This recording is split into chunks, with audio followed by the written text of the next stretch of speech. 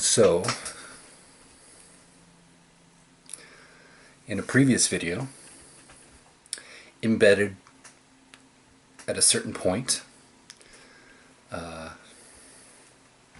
words, "God still loves the wicked," were left. Depending on what video service that you looked at, that might have been visible. But this was about, again, being misperceived, mistreated, people lying, stealing, and cheating on you, which has definitely happened to some of you guys, has happened to me. I don't know the full depth of it, but time will tell. Time will tell all, eventually. And I wanted to talk about God still loving the wicked. Now, I'm far from perfect. I feel as though perfection, I had this notion as a child that perfection, as in a perfectly round object, something with no flaws, something with no gaps. Pure light. Pure light exists at the beginning and end of time. It exists in a place that we can connect to. It's partly what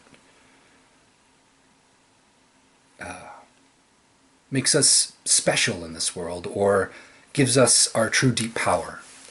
It's the source of love. But in this mundane world, nothing is perfect. Nobody can be perfect.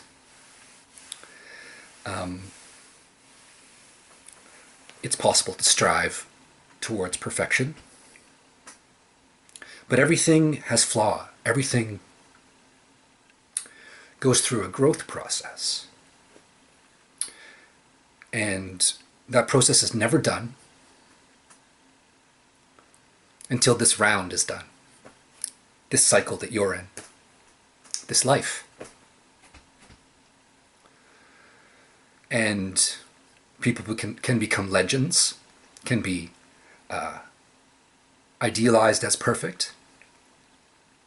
But in the course of time, in the difficult, fraction of perception that we all walk through in our human existence,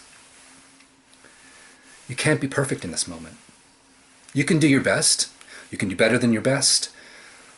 You can have empathy for the times that you don't do your best.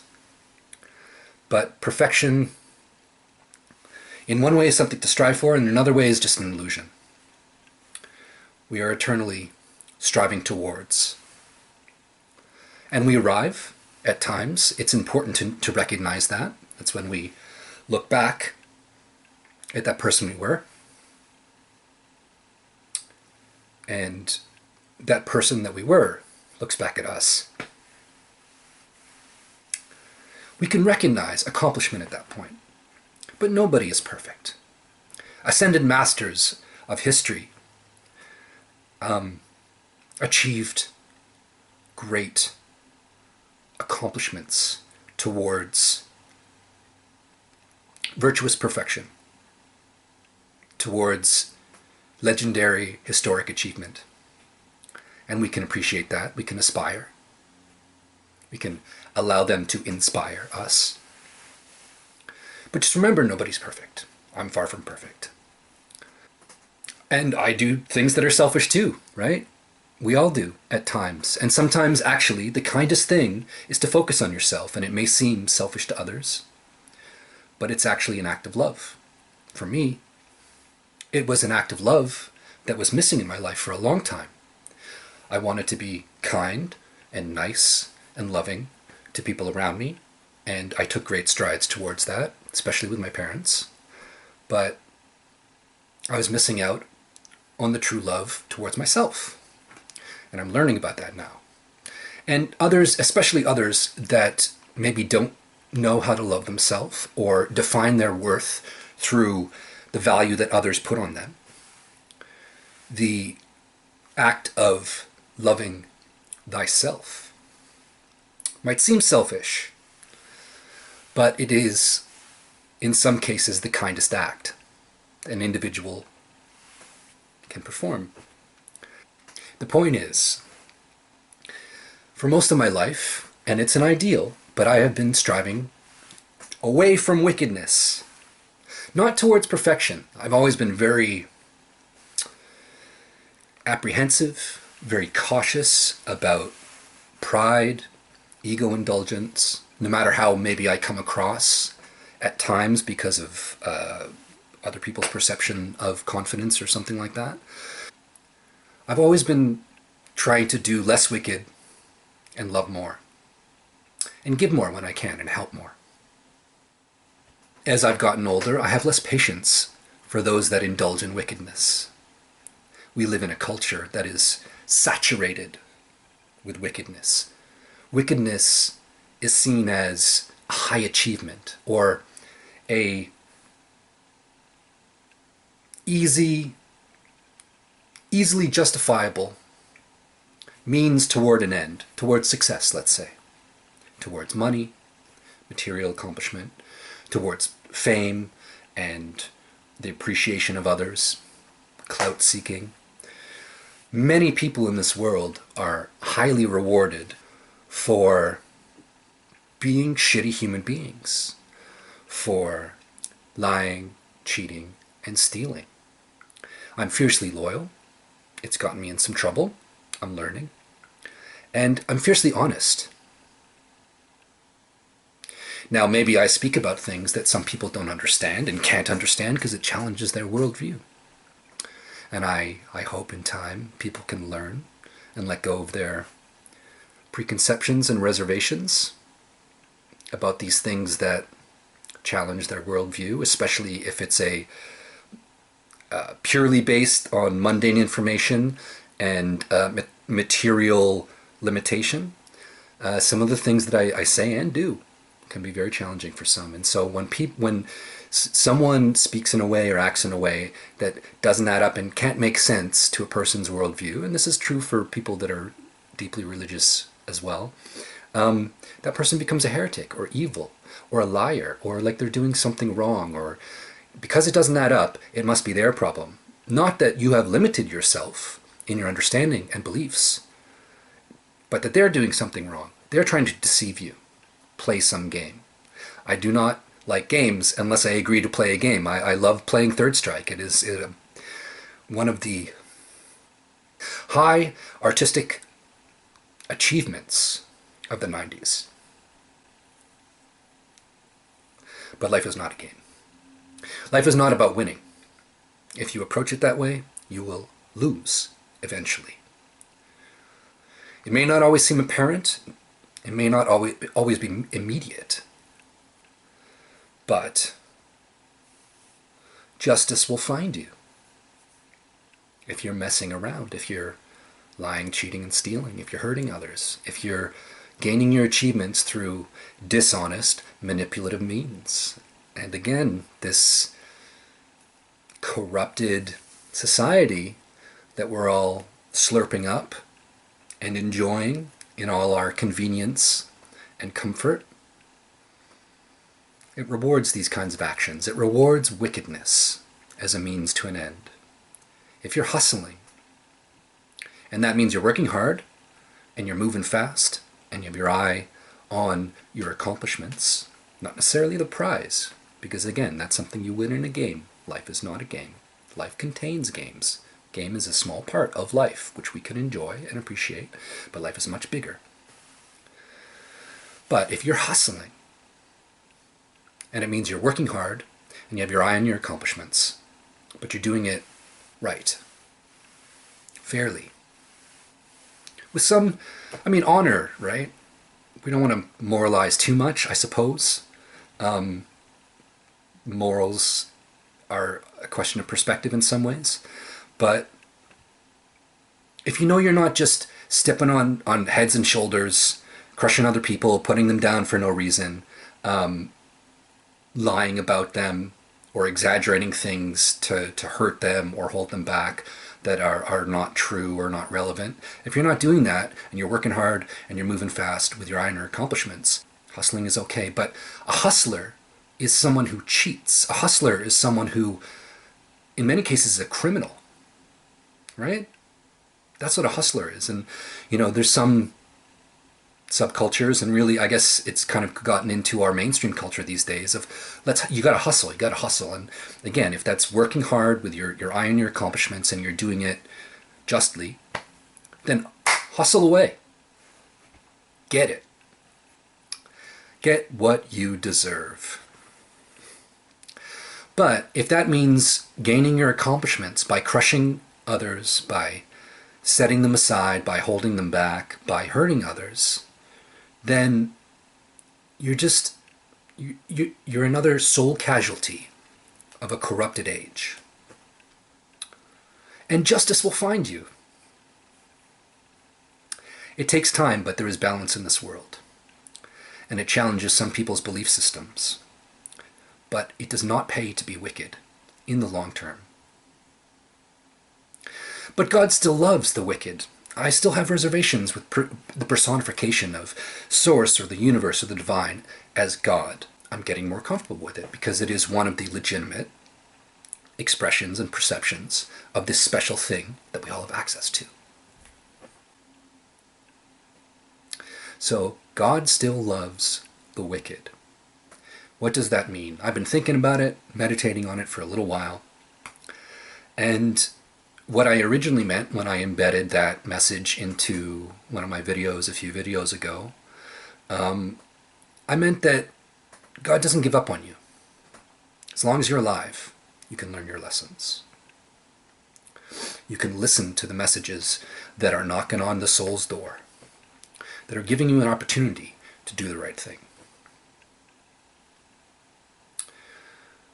God will give you many chances to change your wicked ways, to be a better person,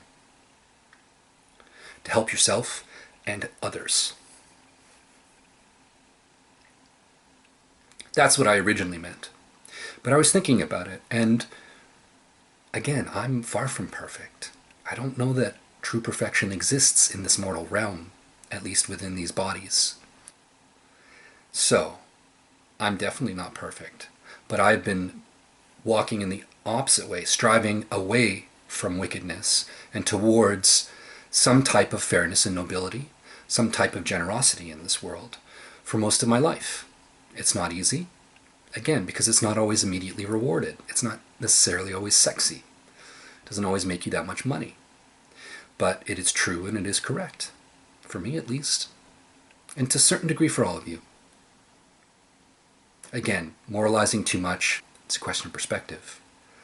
But there are some basic commonalities. If you cheat others, if you harm others that have not harmed you, if you take for others to give to yourself, that approaches wickedness, and justice will find you. But none of us are perfect, so God still loves the wicked, because we all have some degree of wickedness in us. God still loves the wicked, because there's always, as long as you're alive, another chance to do better.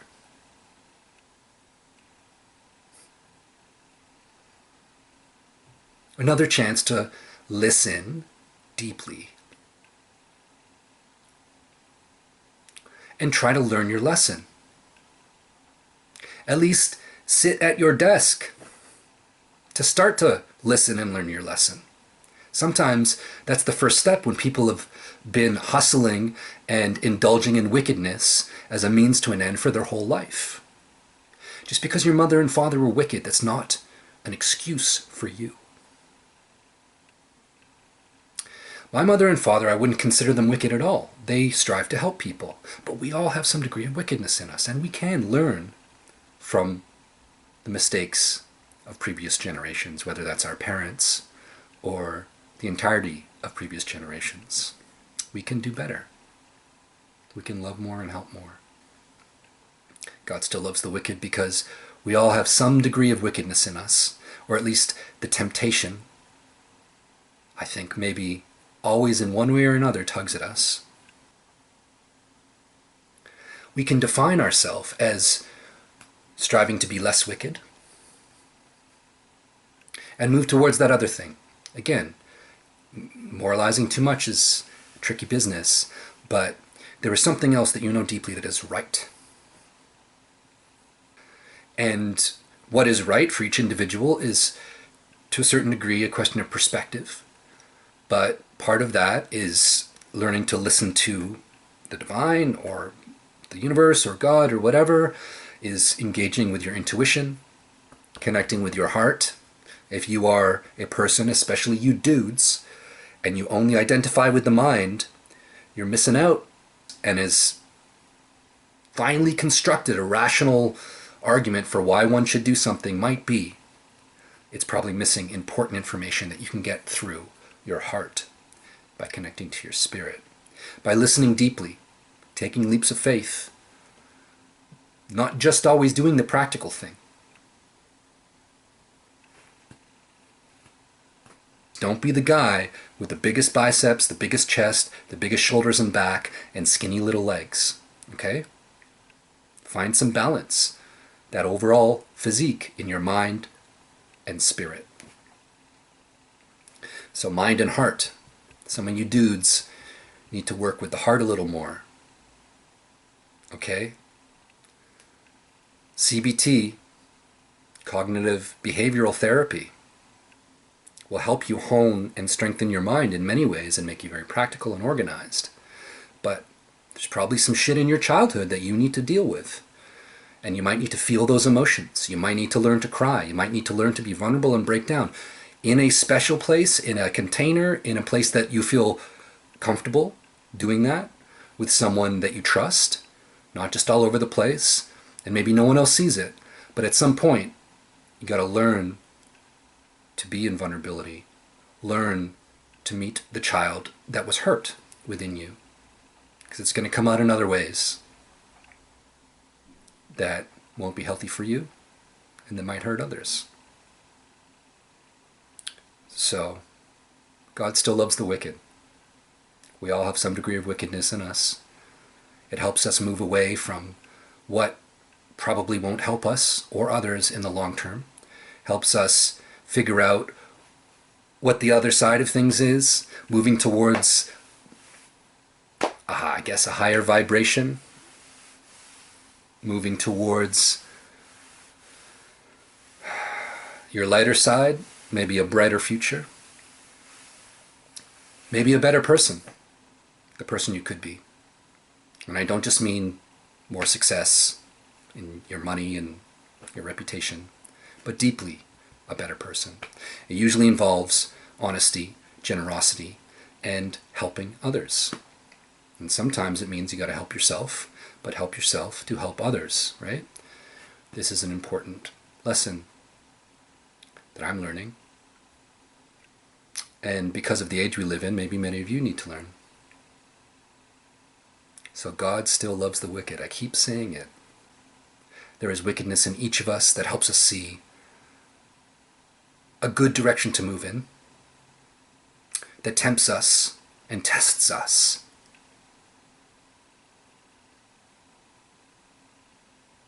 Wickedness is tasty, it's sexy, it's short-term reward, often.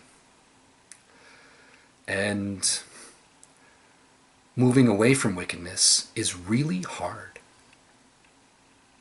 It's really hard. And it sometimes takes months or years to understand why making that wicked choice was not the right choice.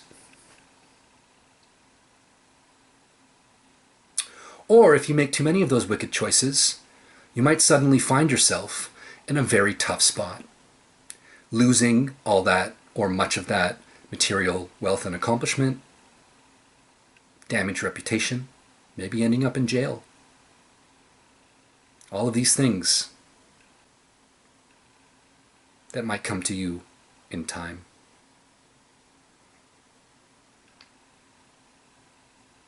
But you have to know for yourself what is wicked. You have to know for yourself what is moving away from wickedness, is moving towards something that is better for you in the world.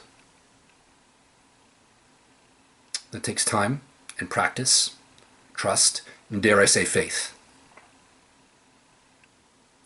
Because God still loves the wicked.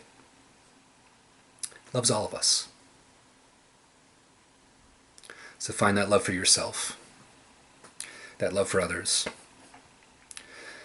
And in time, the world will love you back and reward you in ways that might not always be so obvious. But if you know how to listen and feel deeply, will become apparent. Thank you.